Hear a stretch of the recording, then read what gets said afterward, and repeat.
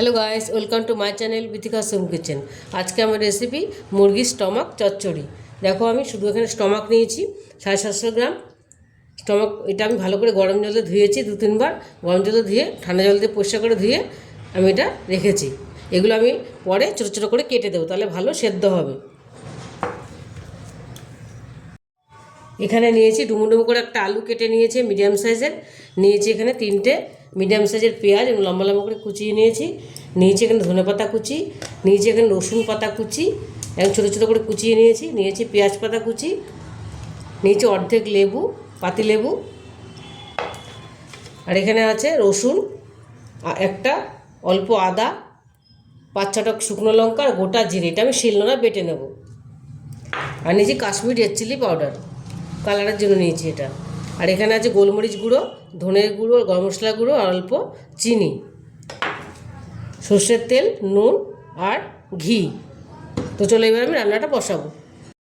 আমি এখানে কড়াই বসিয়ে দিয়েছি, কড়াইটা গরম হয়ে গেছে। এর মধ্যে আমি সর্ষের তেল দিয়ে দেবো।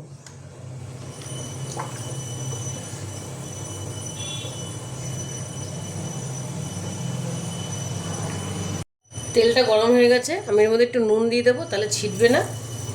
আমি দিয়ে দেবো এবার আলুটা ভেজে নেব।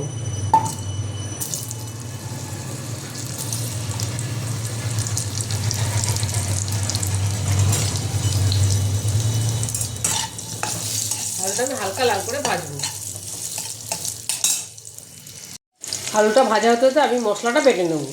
এই মশলাটা আমি বেটে নেবো, জিরে, শুকনো লঙ্কা, আদা, রসুনটা ভালো করে বেটে নেব। আলুটা আমার হালকা লাল ভাজা হয়ে গেছে। এবার আমি পেঁয়াজ কুচিটা দিয়ে দেবো। আমি আলুর মধ্যে দিয়ে দিলাম, তাহলে এটা সেদ্ধ হয়ে যাবে আলুটা। এটা আমি লাল লাল করে ভেজে নেব। পেঁয়াজটা আমার লাল লাল ভাজা হয়ে গেছে। এবার বাটা মশলাটা দিয়ে দেবো, যে আমি বেটে রেখেছিলাম শিলে, আদা, রসুন আর গোটা শুকনো লঙ্কা, জিরে। দিয়ে দেবো একটু জল।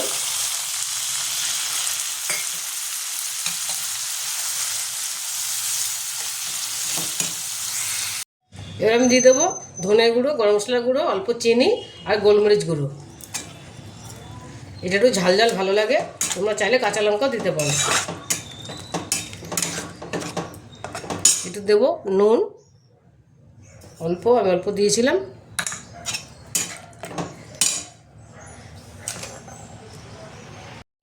দিয়ে দেবো হলুদ গুঁড়ো আর কাশ্মীরি রেড চিলি পাউডার, অল্প কালারের জন্য দিয়ে দিলাম। এবার একটু কষিয়ে নেবো এটা। দেখো মশলাটা আমার কষা হয়ে গেছে। এবার আমি স্টমাকটা দিয়ে দেবো। স্টমাকটা আমি ছোটো ছোটো করে কেটে রেখেছি, তাহলে ভালো সেদ্ধ হবে।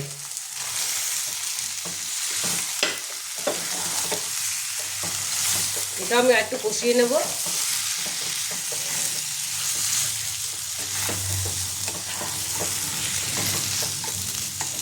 এটা আমি আরেকটু ভালো করে কষিয়ে নেব। দেখো স্টমাকটা আমার কষা কষা হয়ে গেছে, কিছু তেল ছেড়েছে। দেখো তো আলুটাও সেদ্ধ হয়ে গেছে, স্টমাকটাও সেদ্ধ হয়ে গেছে। এবার আমি এর মধ্যে দিয়ে দেবো অল্প ঘি।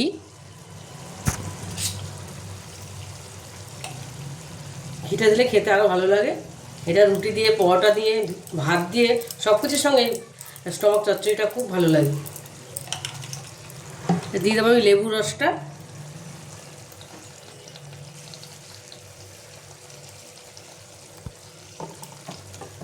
দেবো এখানে পেঁয়াজ পাতা কুচিটা, রসুন পাতা কুচি আর দেবো ধনে পাতা কুচি।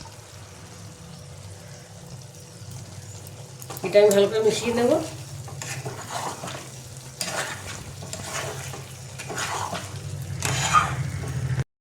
স্টোমাকটা আমার হয়ে গেছে, পুরোপুরি রেডি হয়ে গেছে। এটা কষা কষাই হবে, এটা বেশি ঝোল ঝোল ভালো লাগে না, তাই আমি এরকম কষা কষাই রেখেছি।